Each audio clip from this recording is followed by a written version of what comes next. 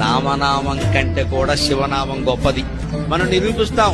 మనకి రాముడికి శివుడికి భేదమే లేదంటే అందరూ మన దేవత. దాని గురించి కాదు, భాషాపరంగా మాట్లాడుకోవాలి కదా. రామ తిరగేయండి. మరా మరా అంటే పిండి మరా, బియ్యం మరా, ఏముంది అర్థం? ఏం లేదు. రామ అంటేనే రామ, మరా అంటే రామ కాదు. కానీ ఏమంటారు మామూలుగా మరా మరా మరా అన్నా కూడా రామరామ అవుతుంది కదా. అవుతుంది, కానీ మరకు అర్థం ఉందా? కానీ రామనామం కంటే కూడా శివనామం గొప్పది. ఎందుకో తెలిస్తే శివ తిరగే.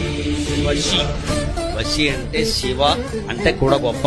వశి అంటే సర్వేంద్రియాలని వశం చేసుకున్నవాడు అని అర్థం. ఎంత గొప్పదండి అది. అది శివ అనే 2 అక్షరాల్లో గొప్ప.